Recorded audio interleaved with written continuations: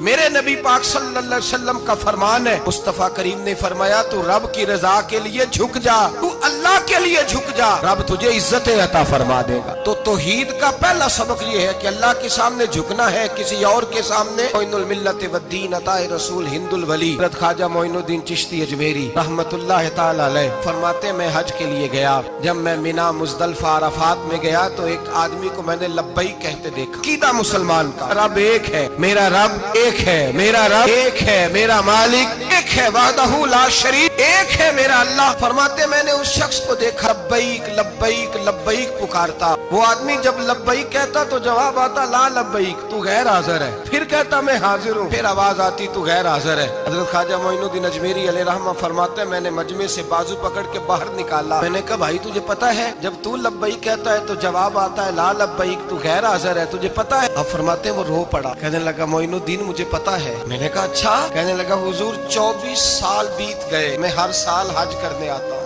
یہ میرا 24واں حج ہے، اور ہر سال آ کے کہتا ہوں لبیک لبیک، میں مصطفیٰ کریم کا وسیلہ لیے حاضر ہوں، لبیک لبیک۔ یہ بے نیاز ہے، ہر سال مجھے کہتا ہے لا لبیک، تو غیر حاضر ہے، ہر سال کہتا ہے۔ خواجہ صاحب فرماتے ہیں اس کی بات سنی تو میرے وجود کے رونگٹے کھڑے ہو گئے۔ میں نے کہا پھر تو ہر سال آ جاتا ہے، ہر سال ہی آ جاتا ہے، 24 سال ہو گئے ہر سال۔ فرماتے اس نے توحید بیان کی تو میری چیخیں نکل گئیں، میدان عرفات میں کھڑے ہو کس نے توحید کا اعلان کیا تو میرا وجود تڑپنے لگا، آہیں اور سسکیاں نکلنے لگیں۔ کہنے لگا معین الدین ایک ہی تو رب ہے، یہاں نہ ہوں تو کہاں جاؤں، تو کوئی اور رب بتا دے میں وہاں چلا جاتا ہوں، اب ہے ہی ایک، کہیں اس کے دروازے پہ رکھے تب بھی ٹھیک ہے، نہ رکھے بھی اس کی بے نیازی ہے یہی، کہاں جاؤں، اس کے دروازے پہ جھکوں، یہی میرا مالک، یہی میرا خالق، یہی میرا رازق۔ خواجہ صاحب فرماتے میں وہاں کھڑا تھا، عاطف غیب سے آواز آئی معین الدین تو پیچھے ہٹ جا، یہ میرا اور میرے بندے کا معاملہ ہے، تو اس کے بیچ نہ آ،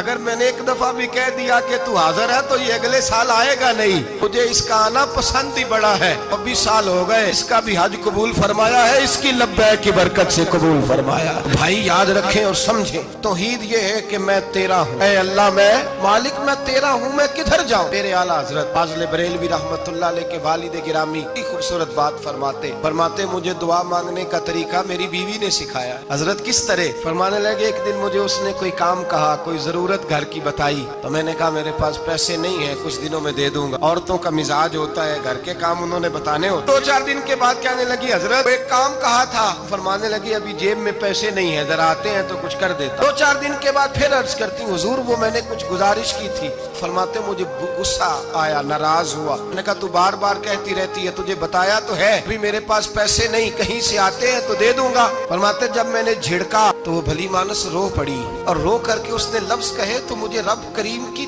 توحید سکھا گئی اور مجھے اللہ سے مانگنے کا طریقہ بتلا گئی۔ وہ کہ کہنے لگی حضور آپ ہی تو میرے خامد ہیں، بتائیے آپ سے نہ کہوں تو میں کس سے جا کے کہوں؟ کون ہے میرا اور کس سے جا کے کہوں؟ کس سے جا کے میں کہوں کہ میرا یہ غم بانٹ دیا جائے؟ آپ فرماتے اس نے بات کہی تو میں رونے لگا، مجھے کہنے لگی حضور کیا ہوا آپ رو پڑے؟ تو میں نے کہا سمجھ آ گئی ہے، جب میں بھی کہوں گا نا مولا میں بڑا پریشان ہوں، میں دکھی ہوں، تکلیف میں ہوں، آزمائش میں ہوں، میں بیمار ہوں، اے اللہ اولاد کی وجہ سے پریشان ہوں، اے اللہ میں جوان بیٹی کے سبب سے پریشان ہوں، اے اللہ فلاں تکلیف سے پریشان ہوں، اے اللہ